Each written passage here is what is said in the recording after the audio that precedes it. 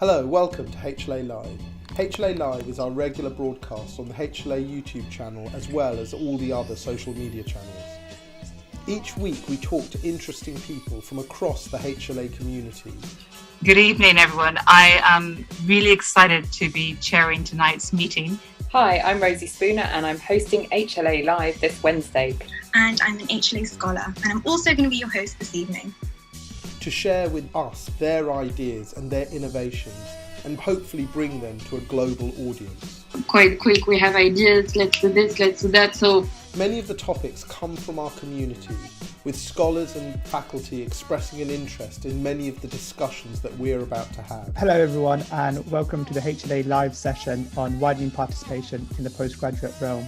Homelessness and health. Addiction and the new normal. HLA programs are built on 6 pillars. The leader is an innovator and entrepreneur. The leader is a communicator. The leader is a manager. The leader as a negotiator.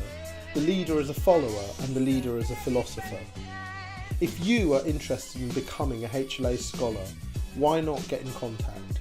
Many of the episodes in HLA Live will cover one or more of these important pillars.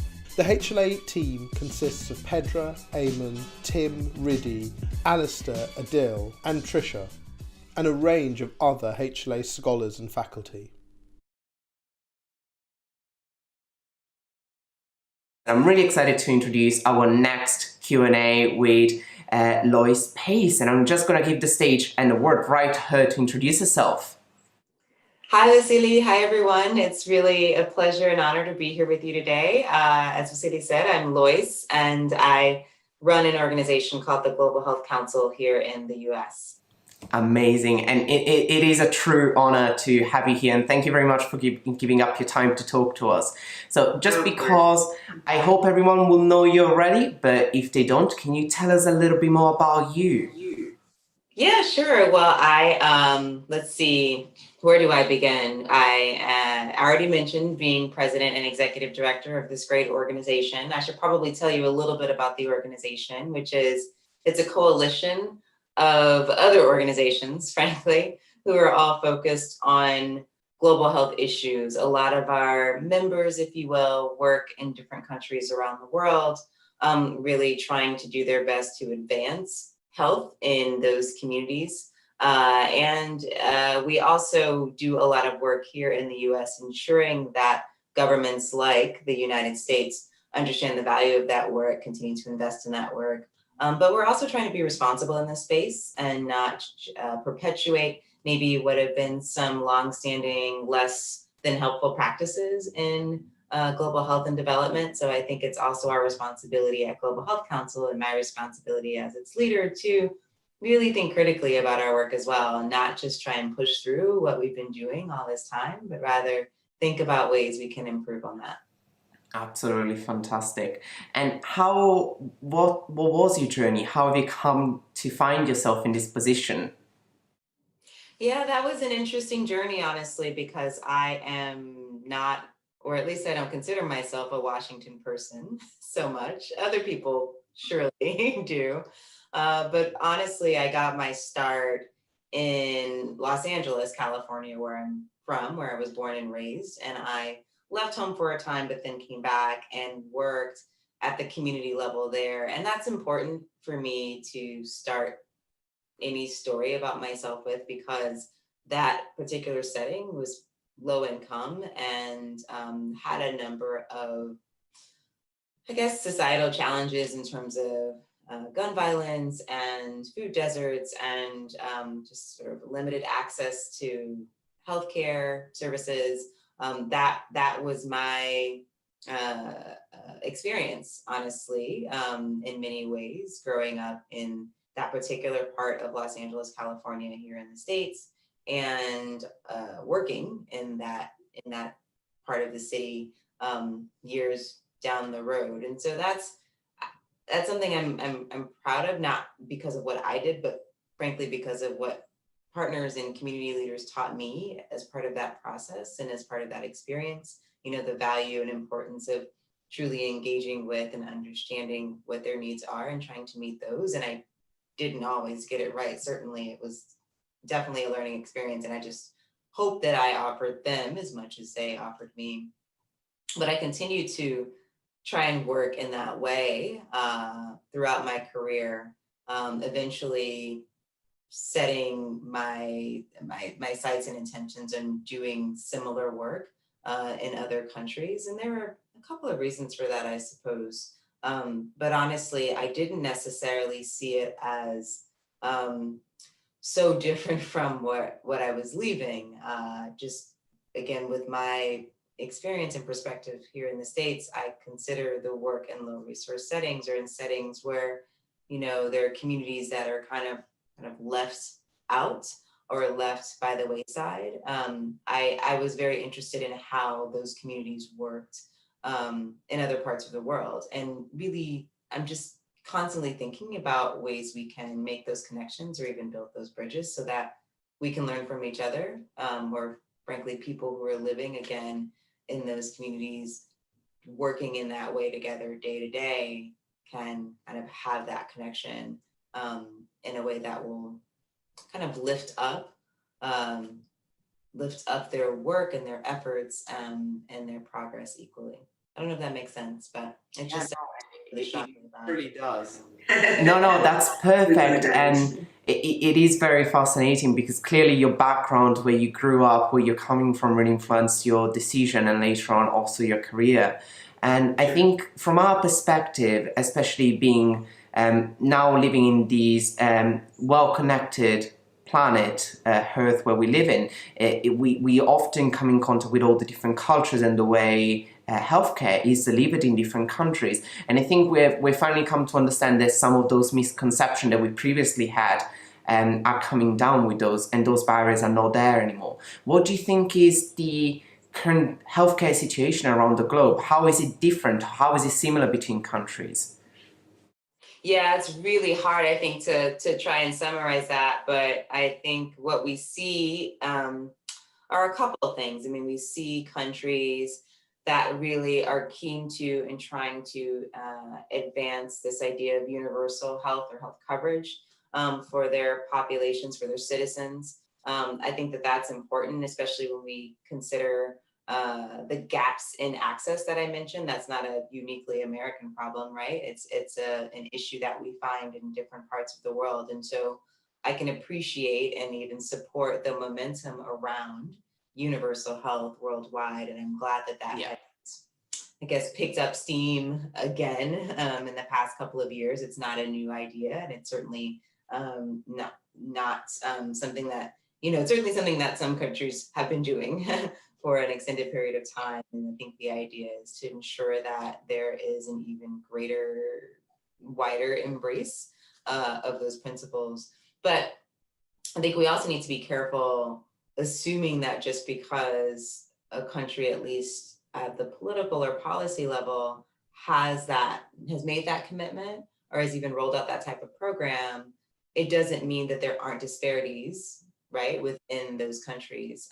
And so I think there's still special groups or populations that can be left out, even with some universality in place, or at least, as I said, kind of like as a stated or expressed commitment. And so I think that's also something that's kind of a common thread around the world, and something we have to figure out, right? Like how to reach these groups that are somehow hidden or frankly sort of ignored. I mean, they've been there, they will always be there, but it's really up to us, those of us with power, with privilege, with access to all the things those benefits afford, to look for them, right? And I think it's one of the reasons I'm really keen to find a way not to only identify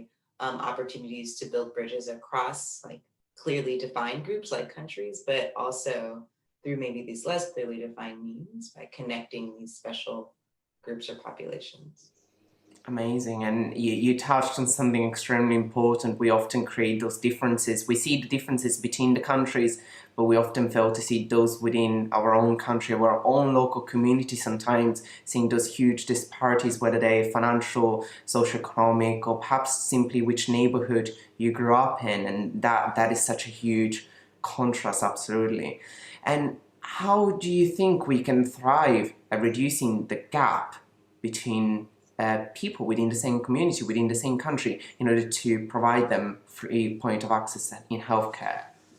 Yeah, I mean, I think it's listening to them, right? I think first and foremost, it's meeting them where they are, right? Not expecting them to come to us wherever we are in our sort of castle on a hill, but rather ensuring that we are seeking them out, we're finding them, and then when we do, if and when we do, giving them the microphone or megaphone, giving them the platform to share what it is their needs really are. I mean, some of this in a very, I guess, kind of academic sense could just come down to data collection, right? And understanding the story by those means. But then I think there's an anecdotal approach to this too, which might seem, I don't know, like a bit more loose and fuzzy, but the storytelling is just as important as the statistical data for me.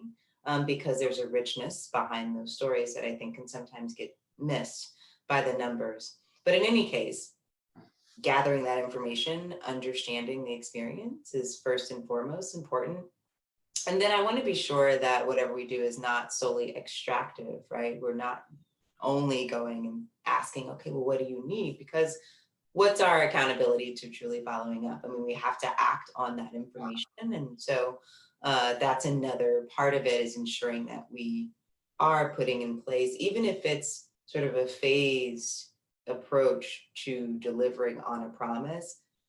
I think government and I think other people, even sort of without the highest levels of power, have a role to play in offering some stepwise solutions to the problem. Until we can, for example, provide healthcare for everyone, what can we still put in place to ensure that these gaps close or a little bit more narrow until they close entirely? So that's I think how I'm envisioning it is really coming to them, understanding them, and then following through for them. And I have to be clear too, not all of the decision making should be done sort of in a top-down way. So ideally there is a consistent, continuous role that these minority groups, for lack of a much better term, right, play in their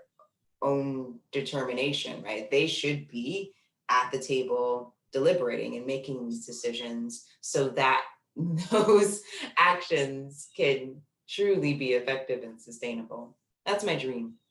Absolutely. I say I share the same dream, and I hope I would have the same commitment in bringing it to become reality as well. And I think you touched on something quite important, and we already mentioned about there will be policies. There is the intention from anybody, the government, anybody power actually creating this kind of healthcare provision, and then we want to gather the data. But actually, is how do you continue the momentum of something that is happening? Even if you bring someone to the table, how do you make sure that those at power, those who still feel like they're above, are still committed to that up until the gap is so narrow that can't be seen, it doesn't exist anymore? Yeah, we have to create some sort of incentive, right, Vasily, for people to know that once is not enough. We don't want to have a tokenistic approach to this stuff. And I don't know, I think I'd love to hear what you have to say about that, or what your community has to offer in that regard. There's some people who really talk about making an economic argument or other kind of business case for this type of engagement. I struggle a little bit with that. I see the value of doing that, but I want to be careful reducing the idea of access to kind of a profit-driven agenda. And so I would love to find some balance to that, some counterpoint to that, and really think about our humanity or solidarity or other sort of common purpose or responsibility to people, aside from what it does for me. I don't want that to be the only motivator for decision makers. But regardless of the message we choose, I think the narrative is important. I think also advocacy is key in this case, right? And this is why groups like Global Health Council exist, arguably, because we can bring and or represent the voices of those who might not have the same influence standing alone. And so if we can organize and mobilize these stakeholders on a regular basis and in a meaningful way, I think that applies the pressure we need to sustain momentum around the action that government leaders and other people in power can take. I agree. I was thinking as you were talking, I was thinking about my background growing up in Italy and now training here in the UK. And although I lived in both developed countries, I can see the clear difference in the way healthcare is provided and how we both complain about our healthcare back in Italy and then now here in the UK with the NHS. And I can see how you speak about being profit driven, especially when those at power, those managing the provision of healthcare, only cares about the numbers, what you're able to bring in and what you're taking out of the national pocket. And this is very hard when we're trying to introduce the humanitarian factor from that point of view. And from my perspective, it truly breaks my heart when at the beginning of the pandemic here in the UK, we saw that those who were dying, those who were suffering the most were still those minorities we were convinced did not have any discrimination against. And we were convinced from a position of power, of a position of the majority looking down at the minority groups. And it is still shocking, and it really broke the ground we were standing on here in the UK, recognizing those people who have reached high positions within our institutions, within our healthcare, are yet suffering because of all the injustice that's been perpetrated against throughout the years. And like you said, it's a combination between our healthcare provision, our discussion with the stakeholders, but perhaps the way we structure our society as well. What do you think? Absolutely. I think those social or even structural barriers cannot be denied. We have the same story here, and I have to say I'm very sorry to hear that it's a shared experience across our countries. Even looking at the rates here, and I was looking at them again last night, and recognizing the fact that African Americans, for example, don't make up a large portion of this country. I mean, we have a significant presence. There is a wide range of minorities that make up the majority of America, right? And yet, when you look at the rates of COVID deaths in particular, it's completely out of balance and not in sync with or proportionate to where things should be if you consider our sort of how much we make up in the population. And it's similar for Latinx groups as well here in terms of their risk or mortality, and it's tragic. And it's not, you're right, it's not just a health issue, right? There are reasons for those communities, those families and individuals being left behind, and those are deeply rooted in our country's not so distant history, at least in the case of the US. Yeah, absolutely. And when I think about these disparities, and perhaps it's steering away from some of the discussion that we had so far, as a member of the LGBTQ community myself, I often think you shouldn't simply be not homophobic, not racist. And it's the discussion that we've seen across social media so much. You should be anti-racism, anti-homophobia, anti-transphobia. And what I'm thriving for, especially in my own community, as much as I can with the people surrounding me, is empowering others to own those feelings, to own their position within society, to achieve that. But it's often difficult. I think we always see it with our colleagues and friends and sometimes even family members to have that difficult discussion. How do you think you can empower others to support this movement to bring about equality, not only within society, but in healthcare, which is perhaps one of the most constant aspects we will all face in our lives throughout the globe? Yeah. I mean, that's a big question, right? How to bring about equality in healthcare and inspire people to get behind it. Well, I wonder if we talk about it in the way that you started to, right? I mean, is there something to be said for just helping people understand that, there's this common perception that if only people would just take care of themselves, right? And, try harder to change their behaviors and, prioritize health as an issue. It's like, I want to tell them, look, these moms, these single moms, for example, like, it's not that they want to be unhealthy, right? It's not that they want their kids to, be underfed. It's that they don't have time, the resources, they might not know where to go, or it's too far where they need to go, or people have a lot going on when they're trying to put food on the table, keep money in their pockets, let alone fight racism and discrimination. And so, yeah, like, some things are going to fall by the wayside. So I feel like I'm going to come back to this idea of connecting the dots across things. To what degree can we help people, and by people I mean the general public, maybe understand that it's not just a health issue, right? Or that health is just much more broad than I think how people traditionally define it. And it really is about some of these other, socioeconomic or structural factors. And then I think, the next sort of question might be, well, then what happens if we do open that up, right? And maybe this gets a little bit into sort of the movements that sprung up this year, and this past summer, at least in the Northern Hemisphere, but, the pointing to the injustices then, right, themselves, and really helping people understand the roots under the tree. If we see the tree as health, then kind of the impact of those injustices really kind of taking all of that away and forcing people to look beneath the surface at, again, what can be driving factors that put people at a disadvantage from day one. And I was heartened to see that, at least in the States, and I think in other countries, finally a different level of recognition of that reality. Yeah.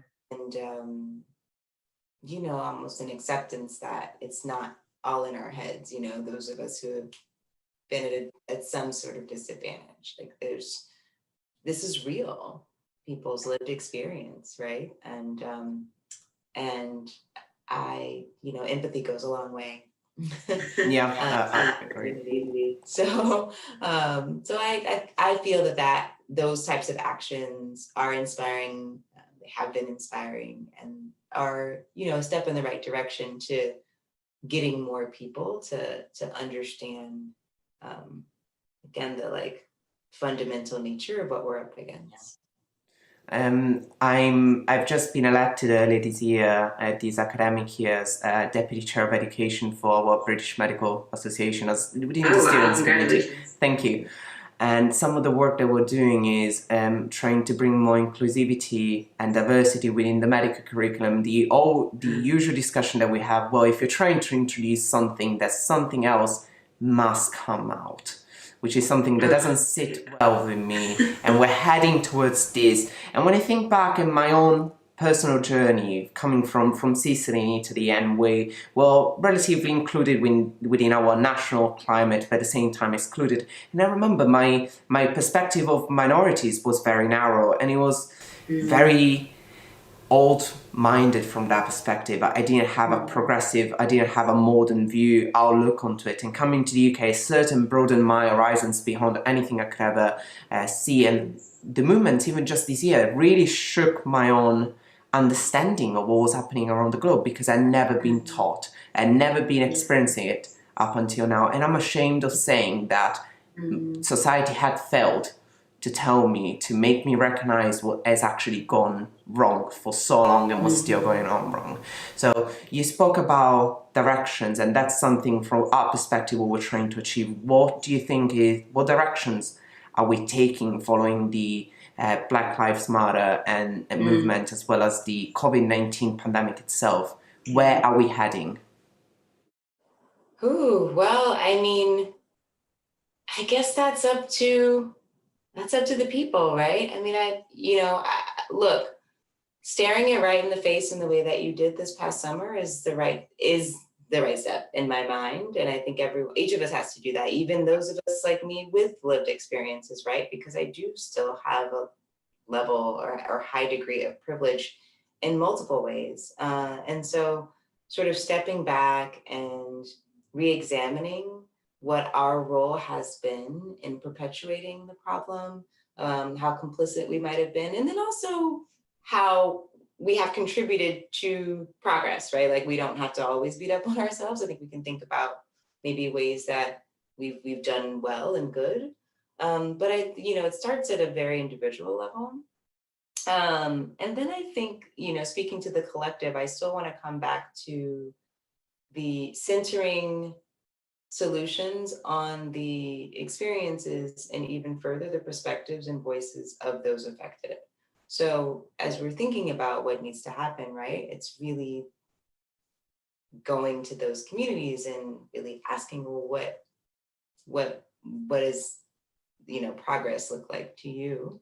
And not being careful not to burden them with solving all of our problems. It has to be a, sort of a joint effort and taking ownership of like our own role in those changes. But, I think as inclusive as we can be as part of that process, the better, so that we don't end up in another situation where maybe what we're doing is not quite right. And that's hard. It's something that I don't think we do very well generally as Americans, in my view. It's certainly not something that I have always done very well, even in the role that I play, where I work.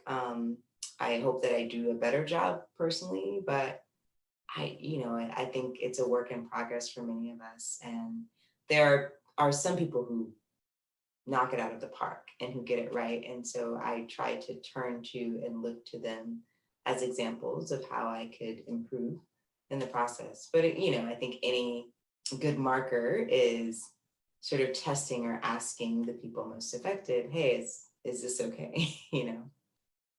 Absolutely. I'm thinking in my own sphere, and I've stopped generalizing as much as I have done in the past, because I don't think don't worry. I still do it all the time. I think it's our way of better understanding the world around us. But yet again, I think some of the environments where I've worked, and I know I certainly feel more empowered to bring about change or to be an advocate, which sometimes it's what you need to be for a lot of the people around you who are facing different difficulties in whichever area of their life that really is. I do agree with that.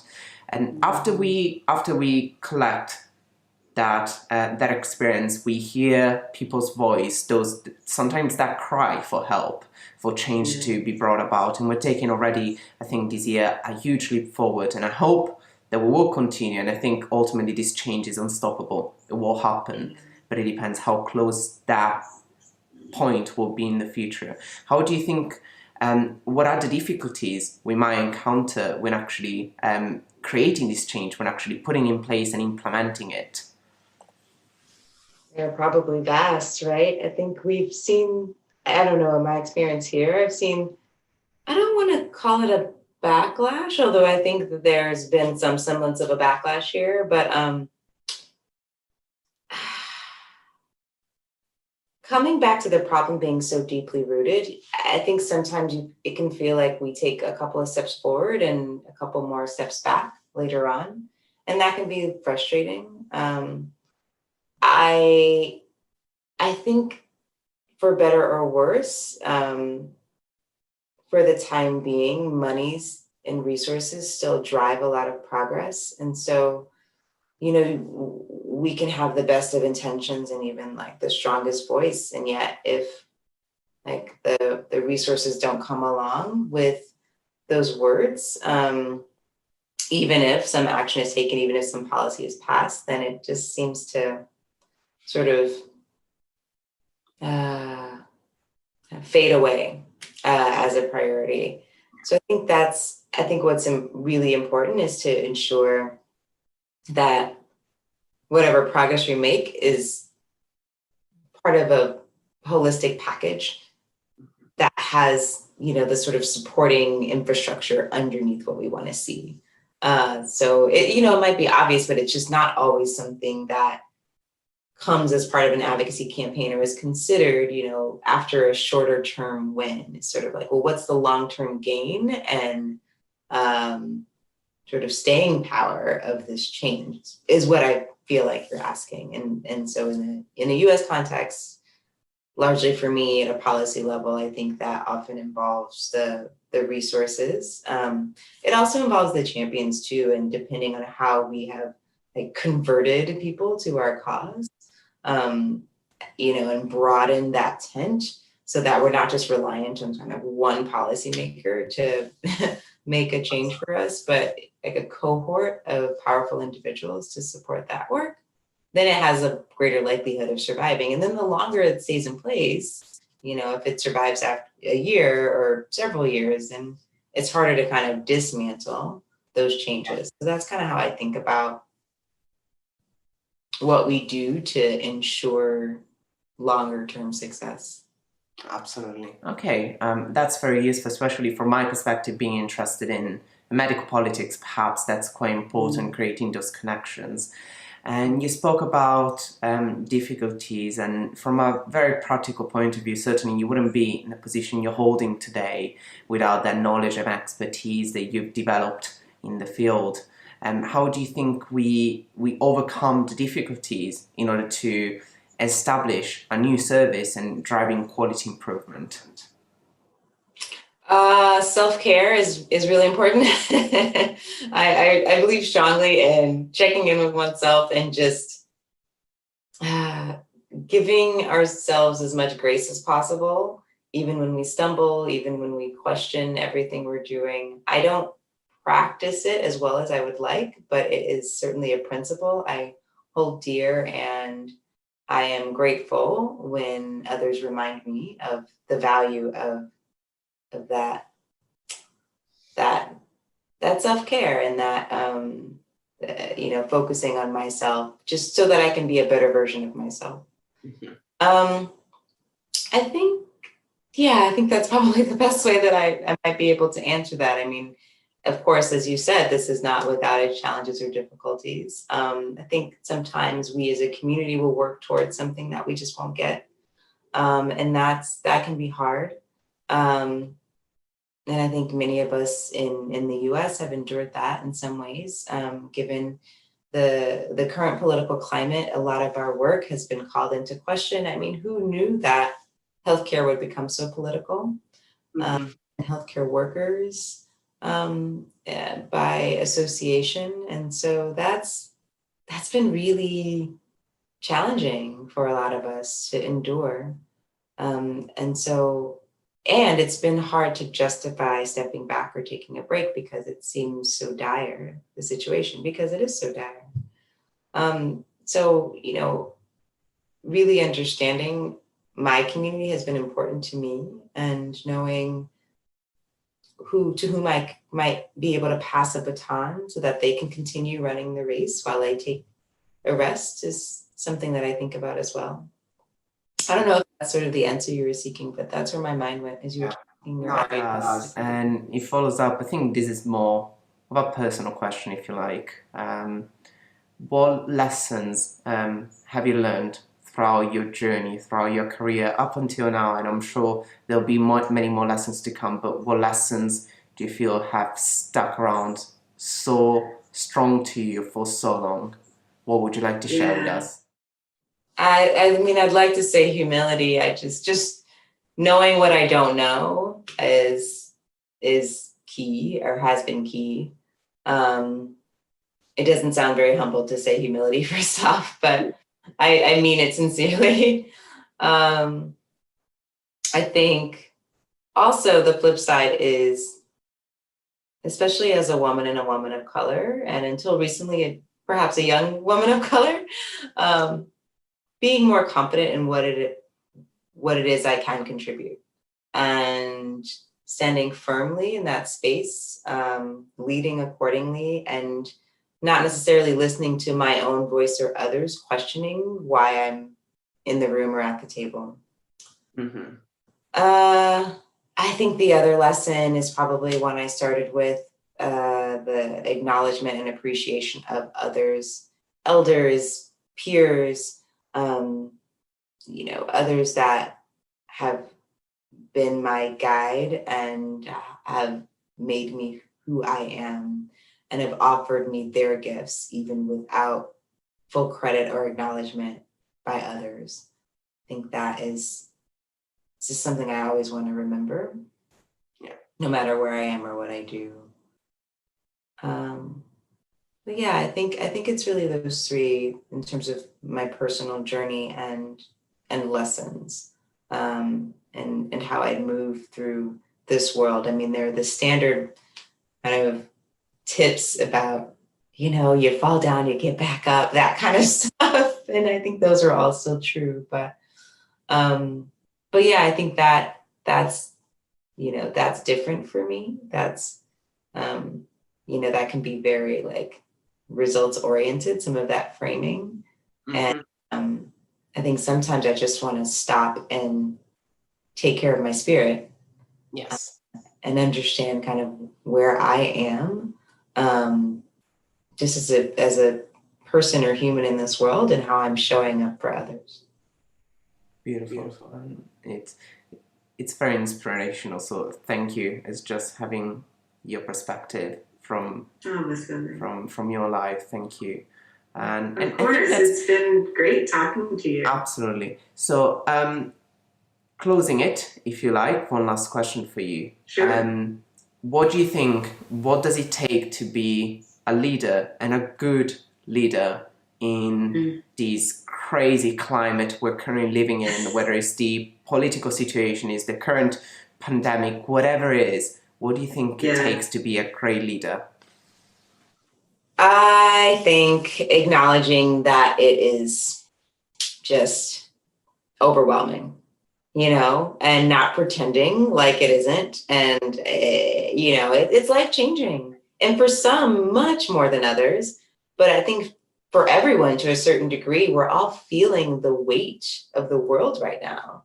And you have to say that out loud, especially as a leader, right? Yes. That's number one.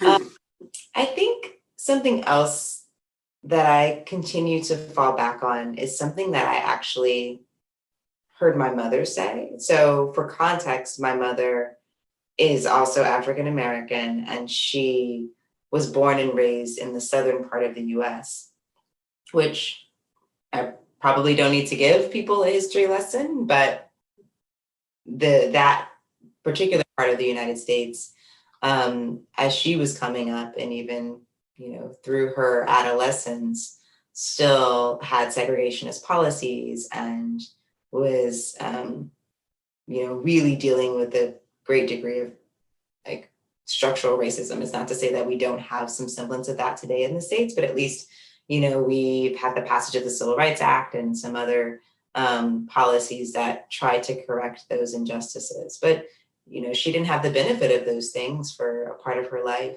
and in fact, lived through that movement, or that version of the movement. And when I asked her recently how she felt about how things were evolving and whether we were moving backwards, she reminded me of this arc that civil rights leaders often talk about, the fact that there is a long journey or a long road, but we're still moving in the right direction. And my mother, for her part, she's said something like, there's still more of us than them. Yeah. And we're not going back, no matter how much they want us to. We've already passed that point. And so I can appreciate that, right? Because it can feel, at least to me at times, as though, and I've heard others say this to me, wow, like it feels so scary to think that we might go back to the way things were, or that other people want that to happen, that we might lose so much ground on progress we've made either in health or society or in other ways. And that doesn't have to be true. Like even these current losses or feelings of loss and grief, however powerful, and they are powerful, they needn't be permanent, I guess. And they also needn't be definitive, and I think I'm resisting the urge to believe that we're going back to ground zero. No, we're definitely sliding. We definitely are clawing to stay up top or to make more progress climbing this mountain, but we're not at the bottom of that rock. Yeah. And so I think as leaders, really being able to see the forest for the trees and understand where we are in the fight and acknowledging that we might not see the end of this. We might not see the top of that mountain, even during our time as leaders, as actors in this space. We're in it, and we're in a good part of it. And we're still winning to some degree because of where we are. And the fact that we're standing our ground is still a success. Amazing. Thank you for ending on such a beautiful, positive note. I really appreciate it. Thank you, Lois, for being with us, for talking to us, for sharing your wisdom, your true wisdom, and that of your mother and of your upbringing with us. It's been a true pleasure. Thank you very much, Lois, for joining us. And I hope... Thank you, Vasily. I appreciate you. Marvelous. I hope we get to talk to you at some point in the future again, and looking forward to hearing all the amazing things from you. Thank you. Of course. Same. Bye. Bye. Thank you to everyone that made tonight's episode possible. Whenever our scholars are thinking about complex problems facing our health systems, we encourage them to think about how they make significant change in the world of healthcare. We are incredibly lucky to have some incredible scholars in the HLA. They use the HLA as a platform to take their ideas and bring them to fruition. If you are interested in the work of the HLA, why not join us at one of our future HLA events? Why not join one of our programs? Why not even become a HLA scholar? Thank you for joining us. My name is Johan Marlwana, the director of the HLA, and it's a good night from all of us.